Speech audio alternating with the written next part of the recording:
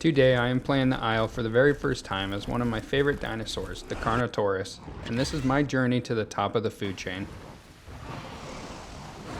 After picking the coolest skin I could at the time, I had to learn how to run before I could learn how to walk. My first few lives were spent discovering the mechanics and features of the game, such as how to sniff, use night vision, that salt water is a thing, rotten meat is also a thing, and that boars are baby murderers, while ultimately falling prey to the unforgiving environment of Evrima the most. Once I was beaten into a cold, dead inside, bloodthirsty predator, I was ready to start my actual journey. I looked out, spawning in Westrail, and quickly befriended a much larger Carno who certainly was not trying to kill me seconds before. I followed my new buddy around, sharing whatever he would kill for me with him, while certainly not sampling another Carno. Twice. No, cannibalism is not recommended, a solid 4 out of 10 for me. After finding an appropriate diet, I continued to eat and roam our territory, looking for any trespassers, while Tittybed did the hard work of hunting. As I was running away from a boar who was reminding me that they kill babies, I decided to bring it towards Tittybed, who could put it on the menu instead of me. Turns out he slipped into the pond and ended up drowning, so I ignorantly went about my business, teaming up with some other growing Carnos to feast our way to adulthood. While we were hunting, another adult Carno came through Westrail and adopted us. But life as a Carno is rough, and just as easy as it grants support, it will strip it away, with the massive, distasteful smile of an 8-ton Dino, who happens to be the reason Tittybed was retiring from parenthood not too long ago. We paid our respects and kept hunting before moving on to West Access for less Dino-infested waters. When we arrived, there were multiple groups of Carnos establishing a mega pack and claiming West Access as Carnoland. Carnoland was a safe haven to grow big and strong, with only myself being a threat. Besides forcing a Herrera to die a slow death and jumping a Sarah that stumbled into misfortune, there was not much going on at West Access.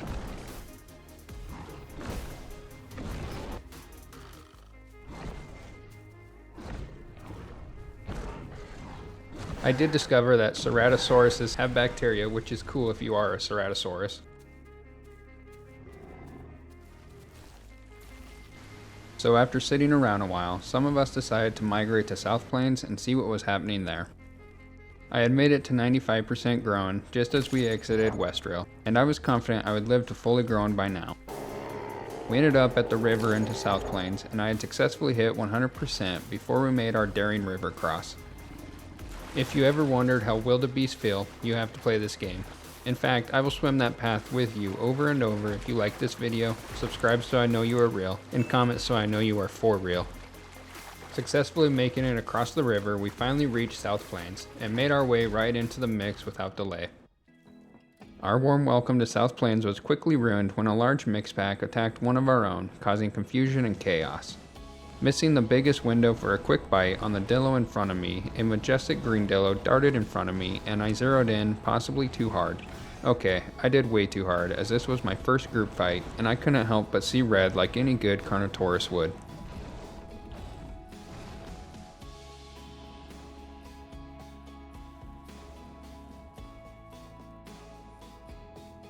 I only managed to get a few bites from my pursuit before returning to fight with the pack. Missing yet more golden opportunities to inflict damage on my foes, I tickled the Sarah's tail while running to be a meat shield for one of my badly wounded packmates. While we did our best for a group that had only jumped a lone Sarah together before, they made quick work of us as we fell one by one.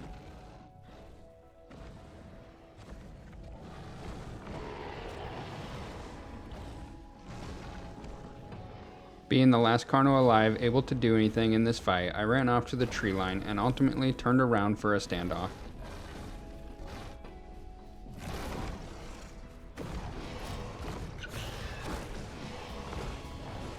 They could kill us, but they couldn't take away the accomplishment of reaching fully grown as one of my favorite dinosaurs.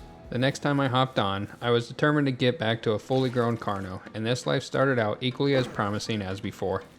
I spawned in around Westrail and immediately ran across a group of Carnos. We decided to stick around the area for a while the other juvenile and myself kept growing with no predators waiting for an opportunity to grab one of us. I had reached sub-adult but still had a long way to go before reaching full grown. Once Tim returned, we regrouped and were ready to travel until a Trudeon made itself very present, challenging me to a game of cat and mouse.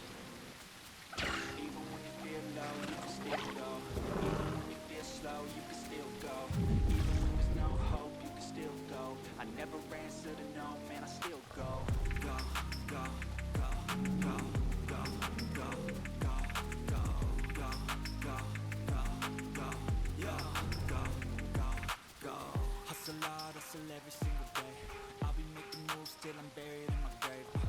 To the system, I don't wanna be a slave. I've been doing shit my way, or the highway. And in the driveway is a nice range. Cause I grind through the climb, I ain't fight pain. You never hear me, bitch, nah, I don't complain. Just gotta flip the switch and you can go and obtain anything you want. The Trudeon had slipped my teeth, but I wasn't going to let it keep having its way with me like I am some punching bag. I saw it sneaking through the grass and lined up the perfect sprint towards it, convinced I was about to be crowned victorious. But again, the rat had evaded me.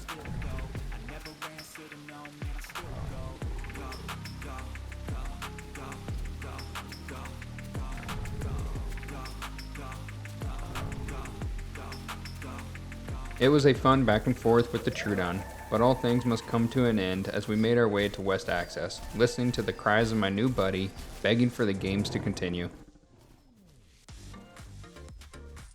I was just over half grown at 52% now, and felt more confident in handling my own if we needed to fight.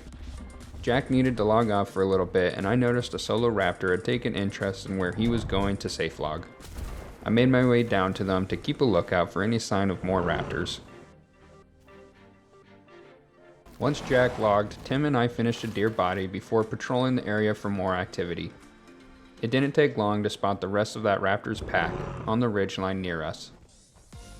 We watched them as they moved to our left and circled up to us from that side. We decided to get up when we heard one bark fairly close. We walked halfway down the hill to see how close they are to us and whether this was a friendly passing or we needed to prepare for a fight. The largest one was attempting to sneak up on us as close as he could manage. We noticed he was the only fully grown raptor, which was in our favor if a fight was about to break out.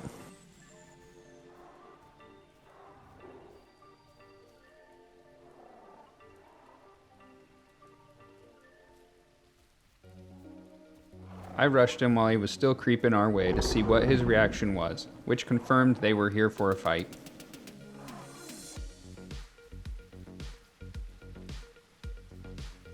We did our best to wait for the perfect opportunities to engage as we went back up to the ridge.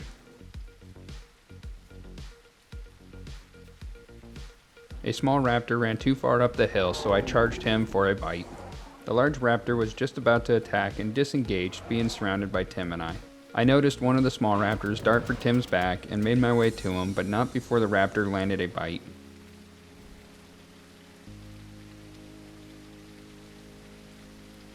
I tried baiting the big one to pounce and bite him mid-air. Instead, he successfully landed on me, so I turned to head towards Tim and reset.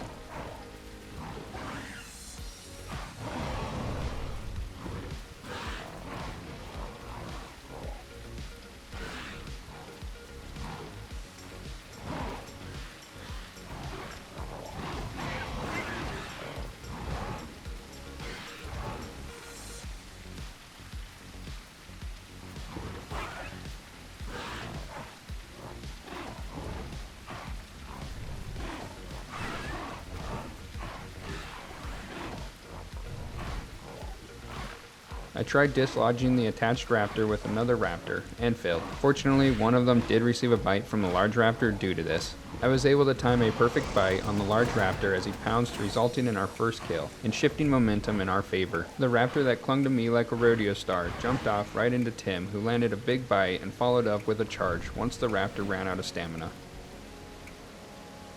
We enjoyed our food delivery and rested up in case we needed to fight again as we heard dillo calls in the distance.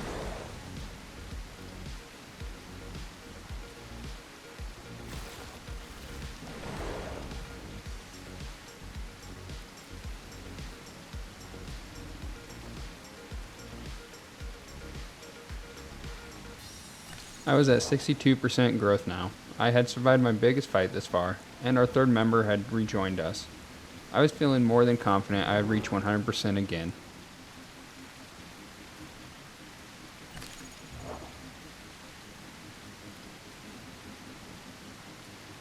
We quickly drank some water and continued our path towards Highlands, but not before watching Jack almost go out the same way I had become so familiar to in my first handful of lives.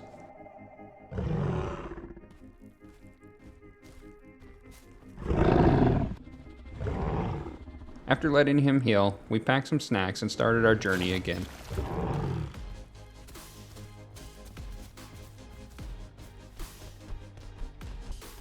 We found 2 young Carnos who ended up being 2 dead raptors reincarnated as Carnos when we entered Highlands that tagged along with us for a while.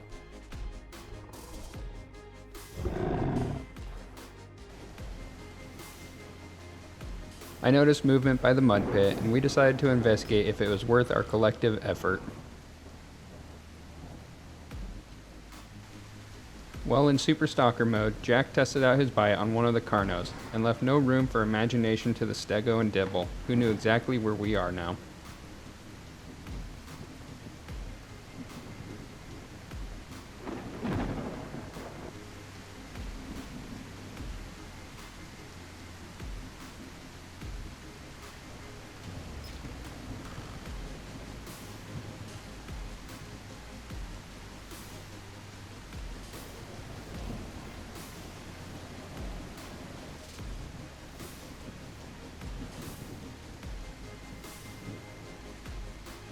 I pretended to attack the Dibble to get a feel for how twitchy they are before full sending it and being greeted with rough love.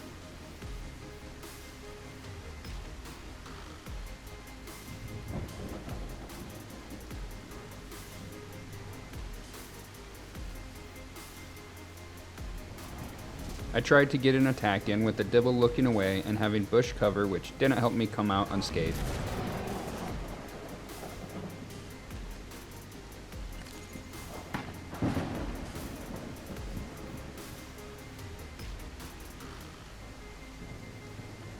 So I tried the same tactic again, and came out even better off while getting stuck on the Dibble who could still move freely. Having shown him who was really boss, I backed off as my confidence was nowhere to be found in the vicinity anymore.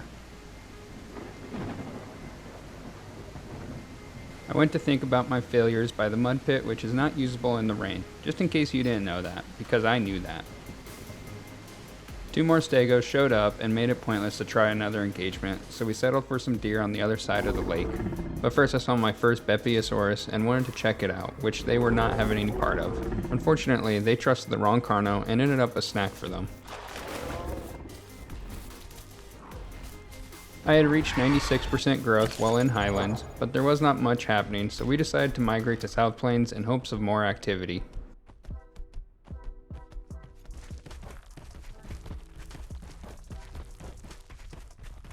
We arrived and it was a ghost town, so we waited until daytime to see if anyone would start to show up.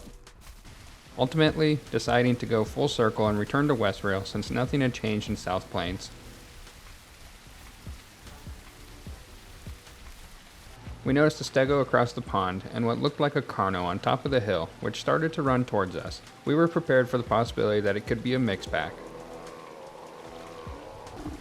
Our suspicions were relieved when we realized it was the Carnos we had ran into in Highlands.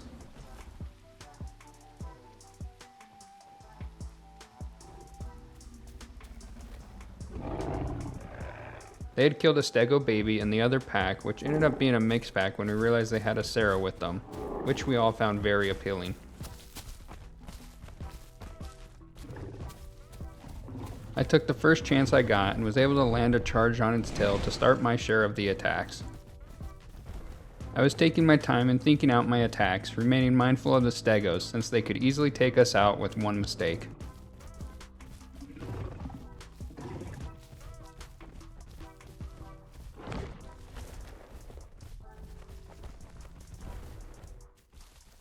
Tim landed a nice charge on the Sarah, opening it up for me to land an attack. So I fumbled the ball at the 1 yard line and just drove by like your average church-going family waving with love. Something I am trying to not do again in this game. While the Sarah almost landed a bite on me for deciding to walk instead of run, my mistake was perfectly timed for Tim to land another charge.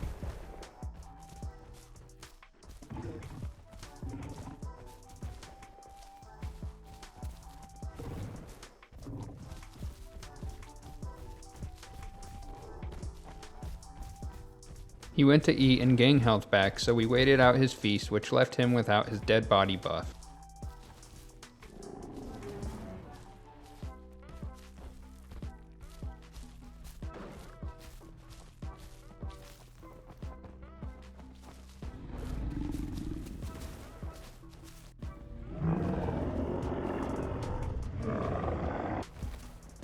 The Sarah had been doing a good job staying near the stegos after eating as they walked towards us, but was starting to open up as we applied more pressure.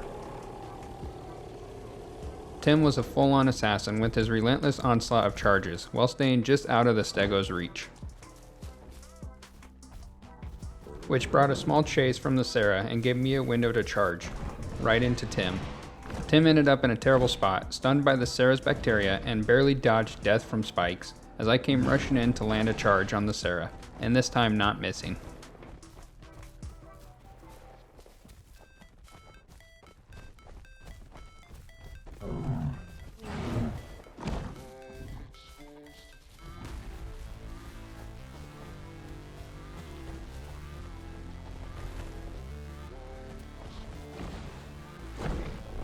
The Sarah was not going down easily after multiple bites and charges, but we were not giving up just yet. Never break, always fight, never quit, do it right, play the game, win it life, have no shame, there's no time, feel the pain, live the grind, I could change, in my mind, pick a lane, commit and climb, the only way to win it life, I never miss that fight, taking big swings. I watched one of ours go down brutally to 2 charged stego swings and knew if we don't finish this soon, it is only a matter of time before another one makes a mistake and ends up Swiss cheese as well.